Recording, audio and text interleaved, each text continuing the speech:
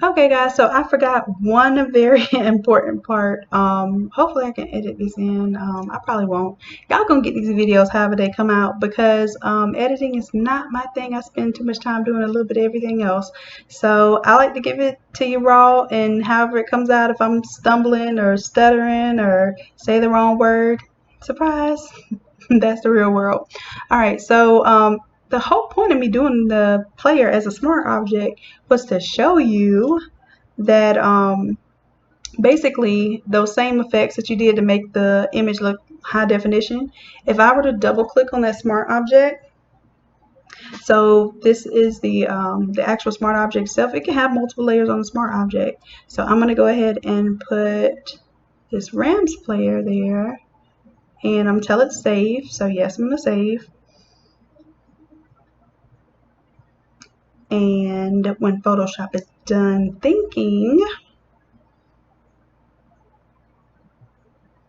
presto changeo, we've got the same effect applied to this smart object.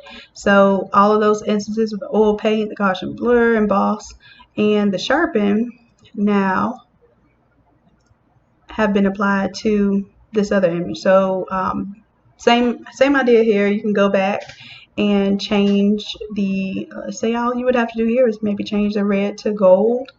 That's not exactly the same navy blue, and you know teams do that on purpose to have their individuality. But you see I still have my fade off down there at the bottom too.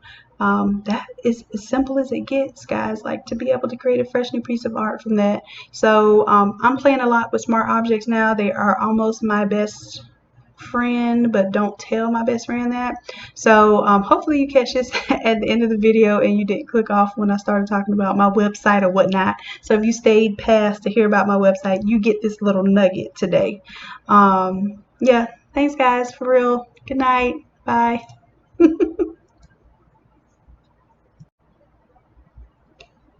Hello, my loves. It's your girl Shannon. We're going to do another design tutorial today. This time we're going to be doing the paint splash technique. So I was requested to do this one from quite a lot of people. I'm trying to see the inspiration image. This was one here. I'll open that up. And this one had like an HD effect to the photograph and some paint splashes and some little subtle light brushes in the background here. So we're gonna pretty much do this whole thing over again, and every time you do it it's gonna look different, just because there are so many different combinations of colors, paint splashes, and effects that you can apply to each image. But we're gonna make it our own. So the first thing that I do is start off with a 13 by 19 page. So we're gonna go File, New. Go ahead and create our 13 by 19. You can do 300 resolution as your pixels per inch. I'm doing 150 only because I have a heck of a lot of files, and most of these photos that are sent to me are not even at 300 dpi. So yeah, just waste a lot of computing power and storage space by making them so large. And what I've been finding is that Epson tends to print better at 150 dpi versus the really intense graphics. So the first thing that I have is, these are my paint splash backgrounds that I've already created, just because when I do something over and over again I try to figure out my pattern, thus why I make the templates. So I have a top color, a middle color, and a back color. I try to keep it simple. My dad used to tell me to work in threes. So and you can always add to these and modify them, but this is just my little shortcut, especially when I need to do really quick designs and not spend too much time on a sports edit. You can really get lost in these things. So what we'll do is I'm going to go ahead and take this layer and drag it over onto my new. My bad. Let me undo that. I'm going to go back in history. I want to drag all three of my layers or my groups. So I'm going to grab the whole thing, which is just the paint splash background.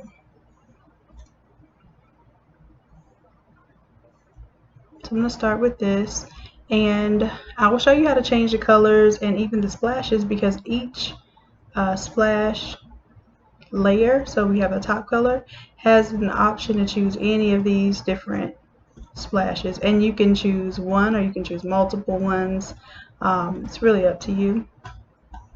You play with what your graphic exposes, what you want to see more of. Do you want it to look more like a watercolor, or do you want it to have a little more drip, a taller image or a wider image, based on what your foreground image looks like?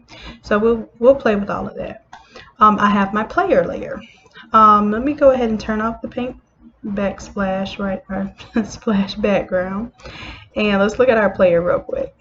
I was able to achieve this by using smart objects, which I will demonstrate how we do that. And then each of these layers, I didn't do the expensive plugin. There's one Topaz Labs has, and another one, I think it's Aurora. So I tried to achieve this without using those expensive filter plugins, because I wanted to show you how you can basically take an image and apply some of the basic Photoshop filters in order to get sort of this artistic high definition look. So I'm going to turn off each of them and show you what the original looks like.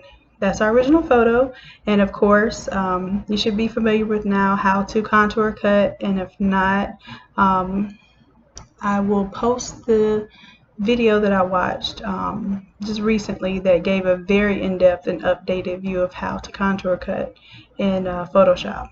So that's our original. Then I just started playing with some different things. So this has an emboss overlay, and if you want to go over some of those things, you can create a smart filter. First thing I do before I go doing anything else, I want to turn this image into a smart object, and I'm going to show you how to do that. If you just drag your image in, let's see, where are we? Go here. So we're going to drag a player in to Photoshop onto the artboard. It's going to pull in as a linked or embedded image, depending on what your default is. So I've got them in there. And this is a pretty good resolution image here. The other thing is, let me turn off my layer mask, because I'm giving you the false impression, I'm going to disable that layer mask, that they're all, you know, faded off at the end, and they are not. That was achieved with layer mask. So right now we just have our willy-nilly contour cut image that we found somewhere on the Google net. Now what we're going to do is turn it into a smart object from here. Now, as a matter of fact, if we double click this, at this point it is preserving the original image, how we brought it in. We imported it as in a linked file. So what I'm going to do is I'm going to rasterize it. I have it as big as I'm going to put it on here. So if I rasterize it now, right click on where the words are and rasterize this layer, now it is just an image that is embedded into my file, but it's still an independent layer. I'm going to right click, convert it to a smart object, so that now when I double click it, whatever I do to it on this page or this instance of the smart object will propagate to any other version of the smart object within the file that within my working file. So let me go ahead and close out of this, and I can show you an example. So if I were to do all of these filters that I already did for Mr. Brady here, I don't remember exactly all the ways that I did it, but I'm going to show you as close as I can to it. So I just take my original, right click, and I duplicate it, and I try to keep them all together, so I don't like to move them around or anything once I'm doing this part. So the next thing I did, let's see, we did an emboss overlay, and I try to label my layers something like what I did because it'll help me remember. So let's see, we did an emboss overlay and a 79 fill. So I'm going to take my fill to 79. And all of these things differ based on the file size and the image size that you're working with. So 79 is going to be my fill, and I'm going to do an emboss filter. So we'll go here to filter, let's go to stylize and emboss. And I'm going to drag my image over just a little bit so I can see while my preview is going on. So I can make this really extreme, give it a lot of height and increase the amount there. And I'm going to just do this just to show you for sake of what it's actually doing. So I have that emboss layer on, and then the mode, the blending mode I had was an overlay. So now I've got an overlay. And then what I like to do is I turn them off and turn them back on, see what it does. Now that emboss, I definitely like, you know, the dimension that it gave to the wrinkles in the fabrics and that sort of thing, but I do not like what it did to his face. So let's say I want to make this global this time. I don't want to do a lot of different layer masks because I want to keep this one simple, because I really want to show you all that you can do all of these effects without being super Photoshop king and queen. So I'm going to delete that. We're going to try this again. Right click, duplicate layer. Let's just choose a more subtle emboss and overlay that could work for his face as well. Let's see, we're going to go to filter, stylize, emboss, and I'm definitely going to bring this amount down. And what I'm looking for is, am I going to see some variations in the height of where the shadows and everything are in the image. And if it stands off too much, for instance, you're looking at face or some other significant part of the graphic, if it stands off too much, then more than likely you're going to have to mask off important areas like the face. I think I'm good to go with this. If we really wanted to see what was going on close up, I could, let me zoom out a little bit so I can see what's going on here. You have a preview that happens right here. And you can zoom in as much as you want within that preview and say, okay, well, what is this doing to his face? What is it doing to his eyes?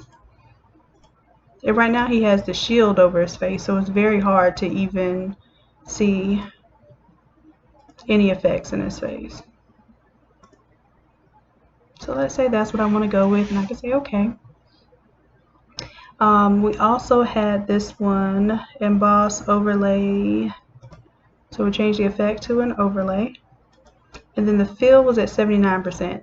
Now this is, I like to mess with my fill and not my opacity, just because fill is independent of what effects you do to it. So if I were to put a stroke or a drop shadow on this, if I choose the fill, the art layer can change independent of the effects that I do around it. If I were to choose the opacity, then let's say I did a stroke, the opacity would be 70%. That stroke would be brought down 70% as well. And I like to keep those independent of one another. I think, let's see, let's turn it off, turn it back on, see if we get a little boost there. Let's see, next thing I did, the oil painting. So basically you also play with what order you want these layers to be. It'll affect the art differently. So let's right click and duplicate the layer, say okay, and then let's do your oil paint. So filter, I think this one is stylized, oil paint. Now this is for when you want to see those little squiggly lines in the graphic, makes it look all artsy and whatnot. And I kind of like it where it is right now. And we can build back some of the details with the way that we're doing our layer. So I'm going to let that be what it is.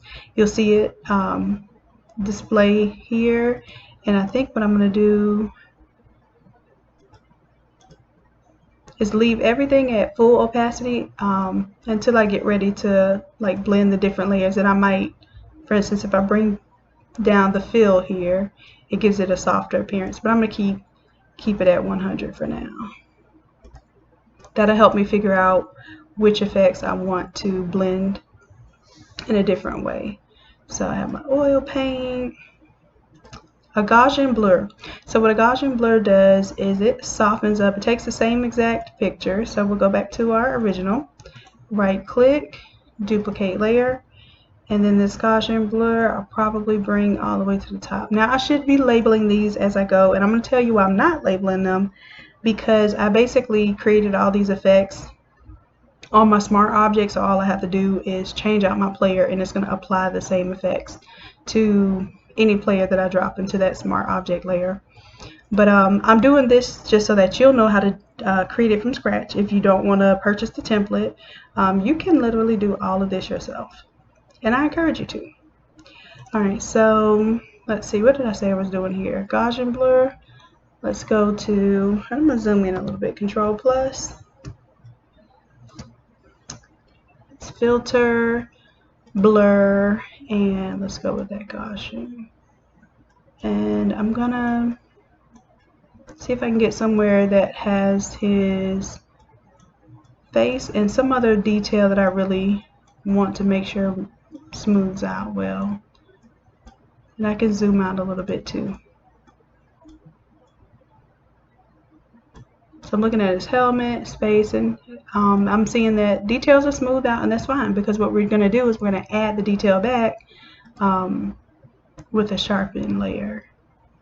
Okay, and like I said, we'll come back and see what all of these things do when we just multiply them on top of one another.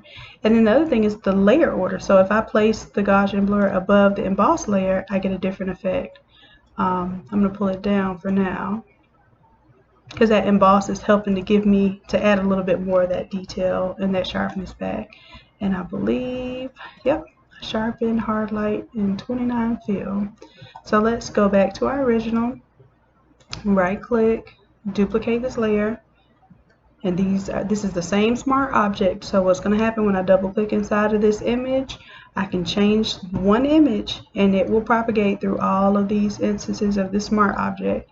So I'm going to pull this one to the very top, and let's do, what did we say we're going to do, a sharpen on this one. So filter, sharpen, and let's just go to sharpen.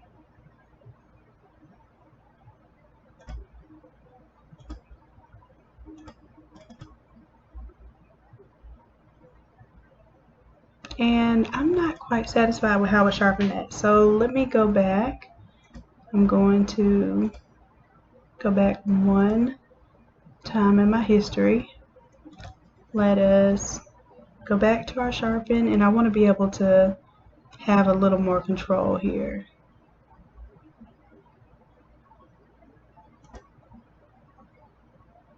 So I went to smart sharpen.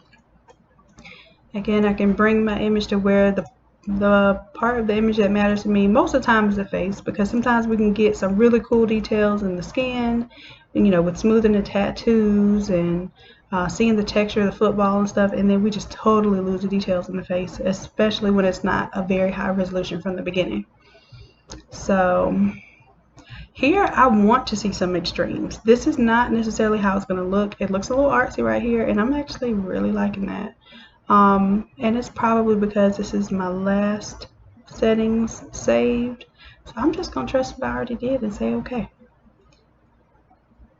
And I know this looks really extreme right now. Some people might really like it just like this. But what we're going to do is we're going to tame it down a little bit by doing different things. We can change the way that this layer interacts with other layers. For instance, right now it's on normal. That just means it doesn't have any type of blending effect with any other layer. It just is what it is. But we have other opportunities to see what it does when we, for instance, choose an overlay. And you can turn it off and on. You can change the opacity, so I can make the fill come down a little bit so that it has some effect. See, it's making it kind of look like pop art. And this is all subjective, guys. This is how your eye sees it, what you want to see, what you're impressed with, and more than anything, what the people you're creating the art are impressed with. And most time, if you're putting in any of this type of detail, then you're already above what the standard person in your your cohort is doing. Most people are just taking pictures straight up, even in a rectangle, and slapping them on anything that they make. You're putting in extra effort and time to make something look visually appealing. It's going to stand out. So let's see, what did I do for this one? I did sharpen. I did a hard light on that one. Let's see how hard light looks on this one. And depending on what type of colors you have in your art, like if you had on a dark jersey versus a white jersey, you might end up doing different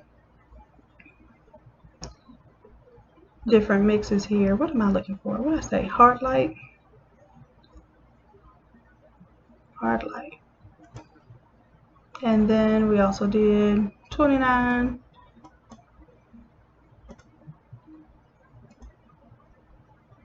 $32 is close enough. Looks good.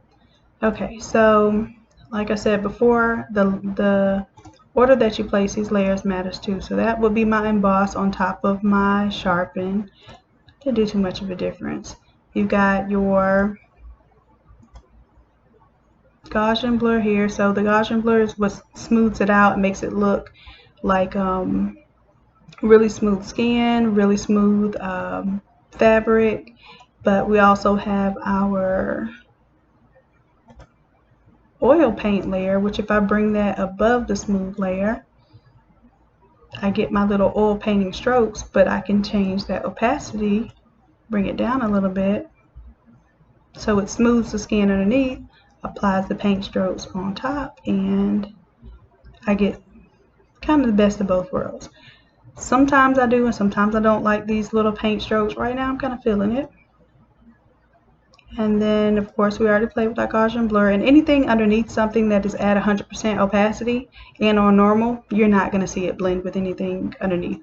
That's why this right here is called the blend mode. This is how this layer in particular is going to interact with anything else below it. Let's see, for this Gaussian blur, if it even matters if I bring. No, I think we're fine here, because normally my bottom layer, my original is what I name it. My original layer, I just keep as is. I usually turn it off because I'm not even using it by the time I create all my other junk on top. So I'm going to zoom out, see what I look like. And then the other thing is, if I select all the layers except for the original, I can group those by doing Control G. I can turn off that, turn on my original, and just do like a kind of off and on thing. Like, do I like my original image? Am I feeling the artsy version of it? And you can make your decision from there. So, as far as what we built so far, we have our, I'm going to group that again.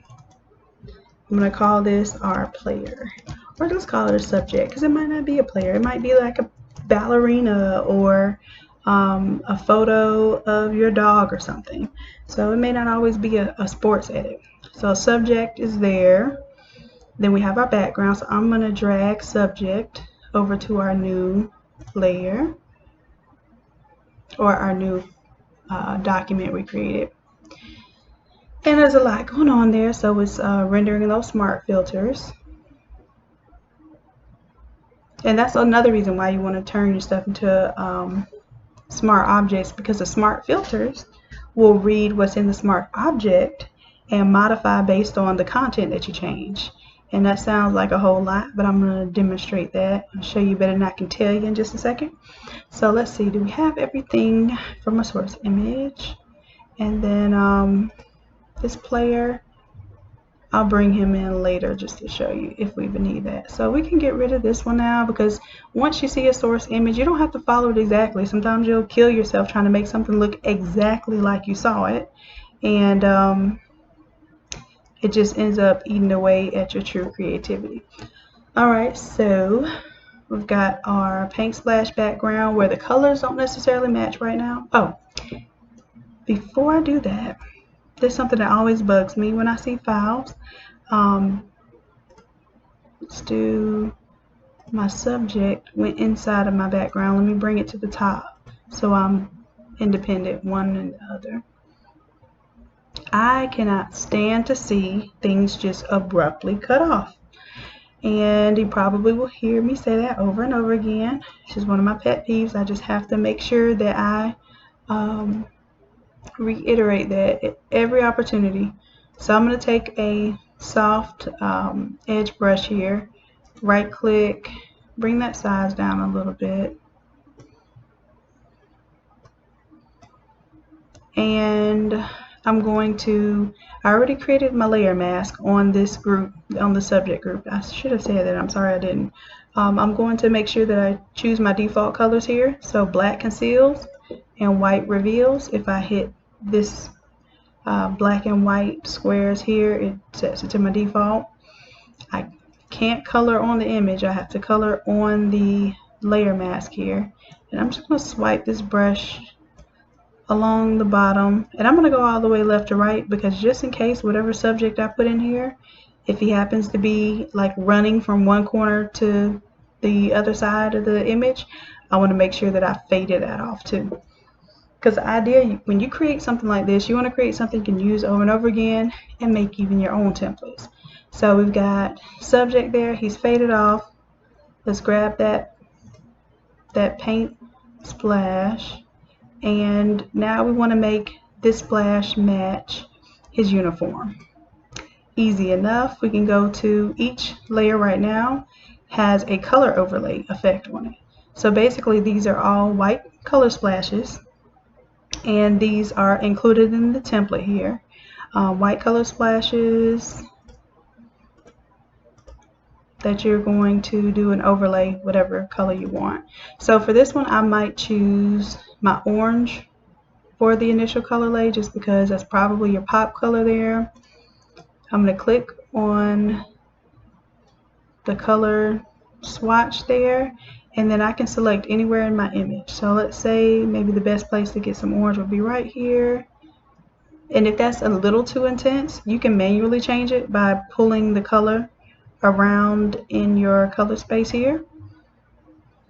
And then you're just using your eye to judge there, or you can just keep clicking or click and even drag to different places in your graphic, and you'll see true colors that come from the picker. So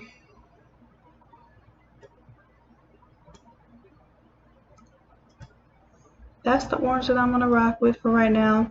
And in this image we've got orange, black, and white. However, we'll see how we want those to affect our top, middle, and back layers. So let's say I change the back to black. Right now it is a light gray and I have the opacity pulled down. So if I were to choose the black, and I might just straight up choose real black, because it, from the image, it chose like a blue black. I'm going to do a true black. Let's do, we're going to leave everything at 100% opacity and normal here. And then what we can do is on our opacity for layer, you see that's what it looks like, is a true like 100% black, and it still looks like watercolor. So that's really cool. I like it. The second color, I think I'm going to do the white in the middle, and you can definitely play with this. This is very, very subjective based on your artistic eye. So you might put the black right on the orange. I kind of like to break colors up a little bit that I feel like are really stark side by side. And then I don't even have to do white. I can do like a gray or something that breaks it up. And the more I go to this edge here, it's a hueless gray, I guess. So it's not a purplish gray, it's not a bluish gray, it's just a pure along the white and black. Alright, so do something a little bit different than white.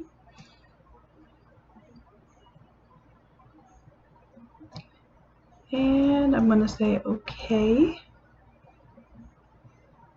And that might be that specific layout there, but I want to get even fancier, so I'm going to use some brushes to add some effects to the top layer. So matter of fact, let's go ahead. I created a new layer down here at the bottom where it says create new layer. You hover over something long enough in Photoshop, it'll tell you exactly what it does. So I'm going to do Control G. I'm going to group that, and I'm going to call this my front effects. So we're just going to make sure we have white selected here because I want to be able to change these colors later. So whatever effects I do to it, I want to be able to do a color overlay for a different team or different purpose later and just change those colors out. So let me grab my paintbrush and see what kind of brush I want to do.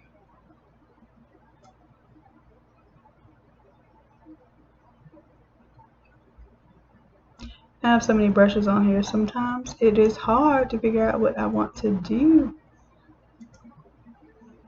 That looks pretty cool. This is more of a geometric. This is a brush, believe it or not. You can make your own brushes too. So I put that right over his face. But you know what? I can move him too. So let's say that I wanted his face to go right between this. I'm going to put it on there, and it looks really weird right now because it is definitely in front of his face. But I can change the feel to that so that it's just barely there. It kind of looks more like a glare. And I'm going to build on this layer, but you'll see me put different paint effects on different layers because I can always turn off a layer or do something different and it won't affect all of the layers. Let's see. Ooh, I like this little glare right here. And let's go to our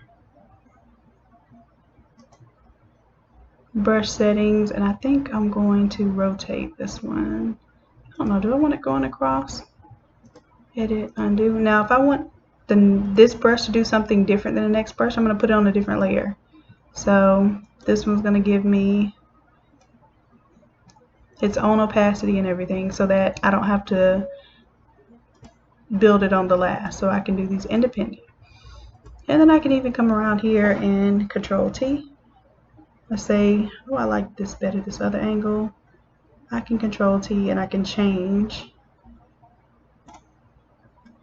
or transform just that layer I made with the brush. Alright, let's see, what else do we want to do here? And I might do some color on top of this too. But the beautiful thing is, even though I'm doing it in white right now, I can always color it later. If I start with the color and then try to do an overlay, I can do that, but there are some drawbacks to that because if I do a pink brush and then I try to do a blend mode where it's like multiply, and I want the opacity to be lighter, it just doesn't do right. So just keep it as a white stroke, and if you want to see what it looks like with the color, you can go ahead and put a color overlay on it. So I'm going to try that right now. I've been stressing my Photoshop out lately for y'all, so it's been a little late to respond. Let's choose a color from the graphic. Let's choose. I normally don't do the dark colors as my accents. And see how I chose like this bluish black? I'm gonna pull it over here to where it's more of a pure gray. Alright. And this is just so I see what my effects are doing. I can always turn it back off and leave it white, which I think this particular effect I will leave white just because I like it looking more like a glare.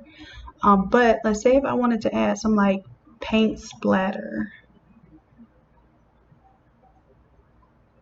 Let's say like these, what is that? Just little splats. I might not want to do that in white. I might want to do that in color. So I'm going to undo that brush tool because I meant to put it on its own layer. So let's say create splat, splat, splat, and splat. That's a lot of splat there. So let's do a color overlay and let's make it orange. So color overlay.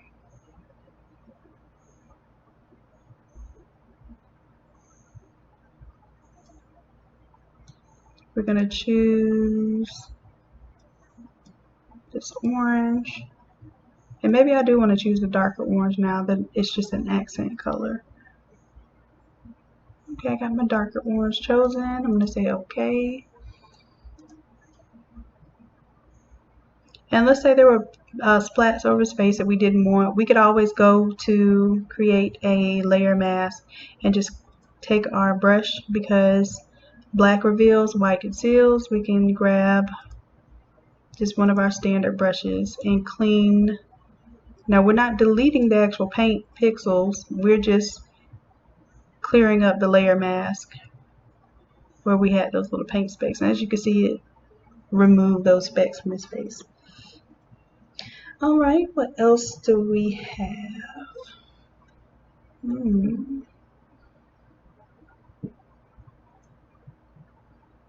So I have a lot of different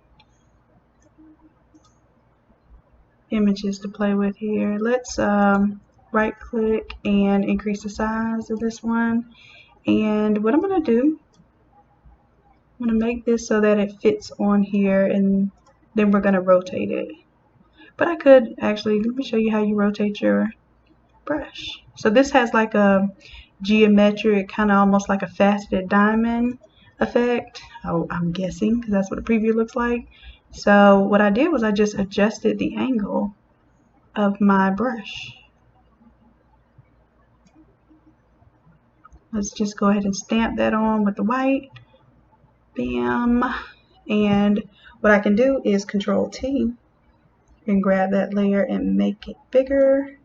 And now it gives it like an artistic effect. And let's say I want this over the player. That makes them look kind of like a, what do they call that effect? A polygon effect. I can Alt and drag that to kind of make it look like it continues. Alt, let's drag it again. Continue it over on this side. You don't want to overlap it too much, because then you get some weird vertical interaction going on there. And it makes it look like a seam in the middle of your graphic. And then if you don't overlap it, the seam is still apparent, but in the opposite way, it looks like a cut.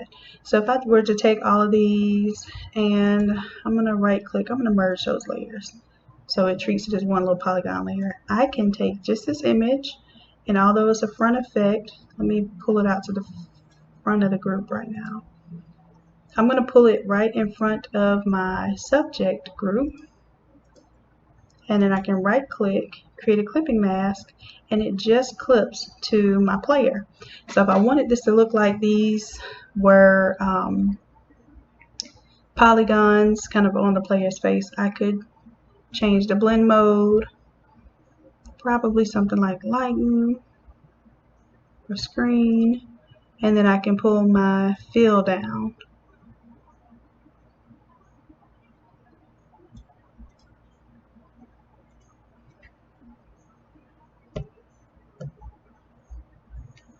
So if I wanted him to have those little polygons going throughout the image, I could. And personally right now, I think that's a little too much. But there are some instances where you really want to change the image so much so that it doesn't look like something that someone else had, like someone else's photography, and you just really need to be able to abstract an image. That's one of those ways to do that. But I wasn't really feeling that one. Let's go back to my brushes. But that is a cool brush there. Looking for something with a little motion to it. Let me see. Let me go back to my actual brushes. I think, oh yeah, I've got plenty. Brushes galore. That might be why Photoshop acts a little slow with me sometimes. Sparks. Have I used sparks anywhere?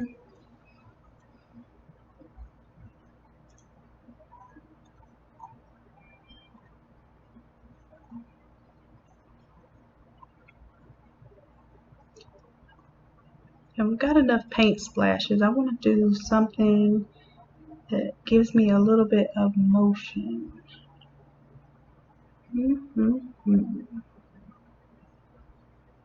Let's try energy.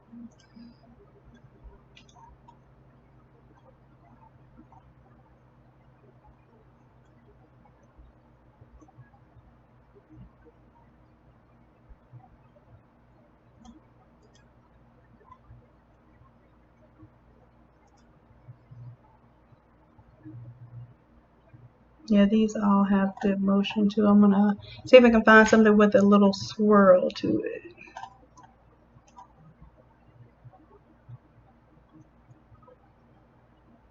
And then you'll see why once you create one of these files, how you just want to be able to interchange your images in and out of here and not spend all of this time or energy recreating this style of graphic.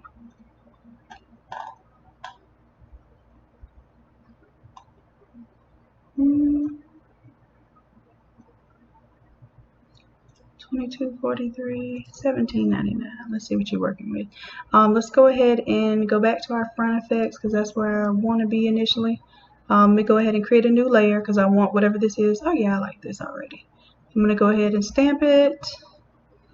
It gave me this kind of busy swirly thing going on here, which is cool. I can control T to transform it. I can hold down my shift key if I want to be able to stretch this out in a disproportionate way. You want to be careful about pulling your brushes all the way out past the edge of the paper because you may not see it now, but once it gets ready to print, it could really mess up and cut off your brush, which will make this look like a square and not like a flowing graphic that just happens to be on a shirt or whatever you choose to apply it to. So that's just some random artistic layers. I will save this as a template, so let me make sure that everything makes sense. We'll do a color overlay to this one, and whether I like it or not, I may take it off. Let's bring some of that dark forward. Color overlay, let's do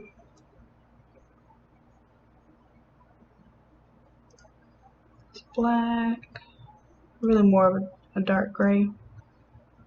Say okay. And if I don't like the color overlay, if I like the white, because I think the black and the orange is very intense, kind of Halloween-y, so I might use a lot of white just to break it up or make it look a little less intense. So that in and of itself would be its own graphic. You could take your subject, move them around. He's still got that mask that kind of fades them off at the bottom, so you could move them as a group and all that stuff stays together. You can move them up higher, maybe put your text, you know, go browns or whatever you want to put down there. But this one we're just focusing more on the artwork. So this looks like something you can hang in your living room now. This is art. Alright, so the last thing that I wanted to show you guys, matter of fact, before I have an Untitled 1 document, let's save as. I'll tell you a funny story. My brother and my grandmother, I was like, what are they talking about? It was like, yeah, it saved, yeah, open up that United 1. I was like, United 1? What is the United 1? And obviously, it was, they thought they were saving stuff, but they were saving it, but it'd be saved as Untitled. And I was like, yeah, that's Untitled, first of all, and second of all, you always want to label what you save so you know what to look up next time. So we'll save this as color splash sports player football. I do this a lot for basketball too. Basketball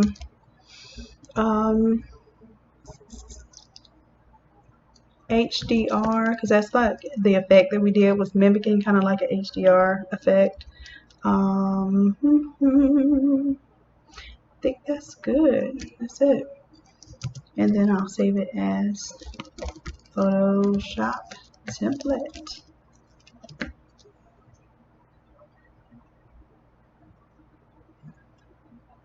All right, and save we go.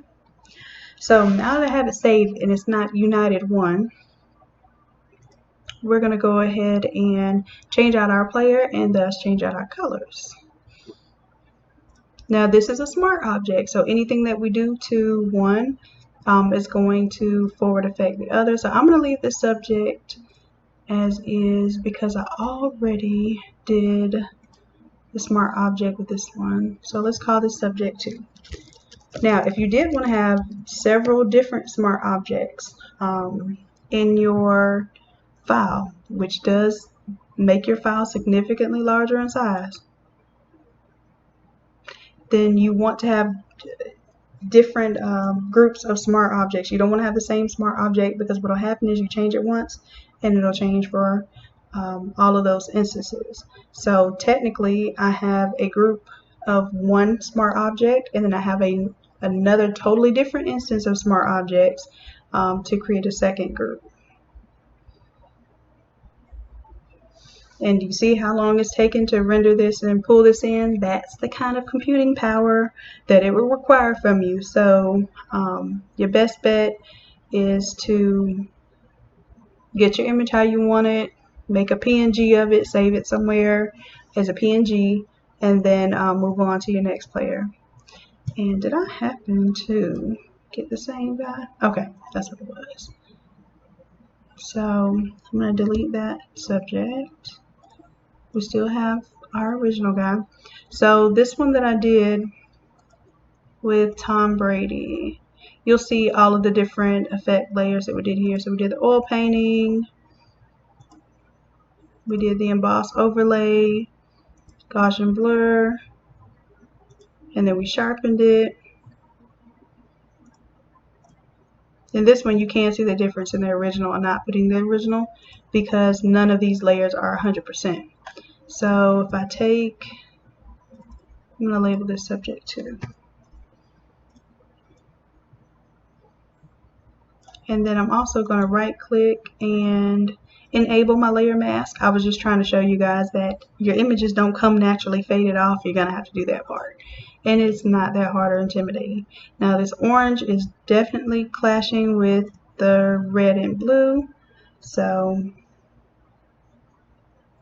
we're going to go ahead and change that. And now this should be very simple. As a matter of fact, we'll go down to our splash background. Back color is black. I'm going to right click on color overlay. And we'll do, before I clicked on that swatch, I should have moved them over so I can see my image and just pick straight from my image. I don't have to guess what navy blue is. And because this is a watercolor effect, I can choose my darker color and still get away with it. It's going to have some colors in between there. Okay, so that's my dark blue.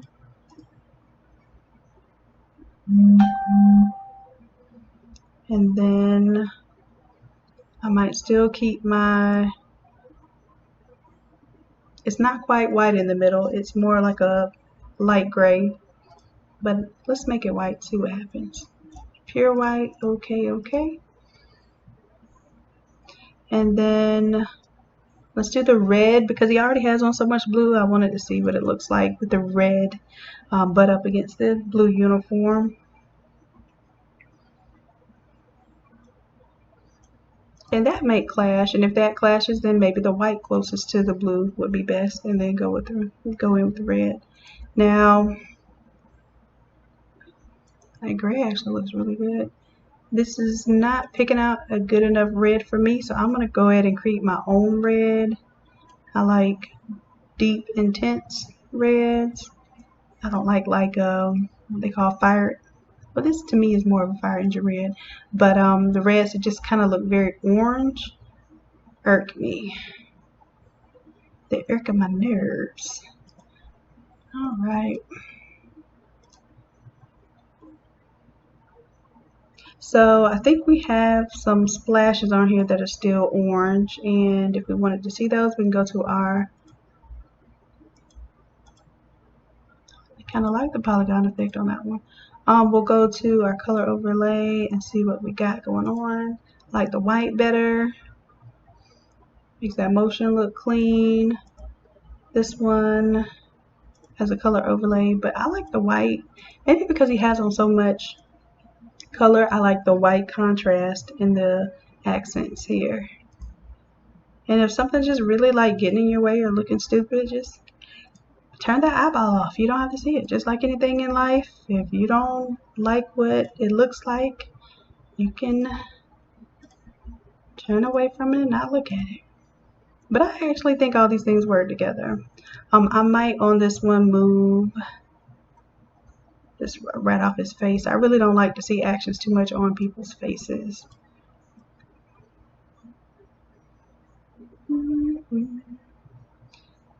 And I would actually call that done. Again, another piece of art ready to hang up in your home.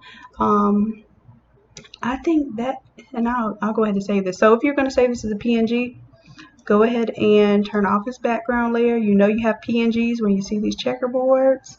I turn it on just because I want to ensure that I don't have anything coming up close to this edge, and that is why I have this mask layer on here. If I remove it, if I disable that layer mask, you see I have some paint that comes very dangerously close to these edges, and some actually does come up to the edge, and you won't know it until you print something out and you see something that looks like a straight cut in half of one of your paint splashes. And I don't see that here because I try to be pretty careful about that. But to be extra careful, I do create a layer mask, and all I do is I'll take my paintbrush with black selected. I'll choose a regular soft brush there, and I'll paint some black around it. And if you look right there, see how that just faded away? Let me undo that because I don't want that to affect my next paint layer I put on. But yeah, that cleans up my edges. And right here, it cleaned up that edge a little too much. I can turn my brush back to white and I can say, hey, give me that back. I want it to look like watercolor, and watercolor is not necessarily going to fade off like that. But I still know that I didn't get right here on the edge, so my paper is going to be clean at the edge. And I shouldn't have any other problems around here. But that's all, folks. Another one. I'm starting to sound like DJ Khaled, so y'all let me know if there's anything else that you want to see. I'm working on content. I'm working on providing tutorials that really give you something to buy into, where you're not necessarily having to buy templates. However, if you want my templates, I will sell my work. I have definitely worked hard to pull these type of things together. If you want to support me in that way, if you need brushes, if you need the actual template files and that sort of thing, let me know what you guys need. I have an online store, www.innatelab.com, and I can put these things up as individual listings that you can purchase. So just let me know so that I'm not arbitrarily just putting everything up that I possibly own for sale, because that would be thousands and thousands of files that I don't even know if Google can handle at this point. So you guys let me know what you'd like to see. Just some examples of what I've gotten requests for so far. I'm thinking we just knocked this one out. Yay! Let's see. I believe green and gold. That was a requested one. And One Team, One Dream. That's this one up here. That was a requested one. And then Some Women Only Dream of Meeting Their Favorite Player. Mine Calls Me Mom. That's a really, really simple one, and I may do that one just because a lot of you will be like ready to go if you were to get that file. And you can change. That's not the file. This is just the like a screenshot version of it from the website. That's why it's such low resolution. But yeah, it has to where you can change the colors and just place your contour cut image in the back, and you see it kind of fades off the player a little bit, so you don't end up with like half of his legs just cut off like he was from a magic show on the shirt. So I think I'll do that one next. It's really, really simple. Probably be like less than 30 minutes of a tutorial. But yeah, if there's anything that you see on Instagram is at Innate Lab It's spelled INNATELAB. I have Facebook, facebook.com/innatelab, and YouTube, of course, youtube.com, and I have my own custom YouTube handle page now. It's youtube.com/the letter C like Charlie /innate lab, which is spelled INNATELAB. So you guys keep me on my toes. I'm ready for you, and let's create some magic. Oh, this is the website, by the way. Feel free to visit and let me know any of these graphics you see that you want to recreate. Some of these things are really old, and I'm kind of embarrassed that they're still on my website. But if you like it, I love it, and I will definitely teach you how to do it. All right, guys, until next time, see ya.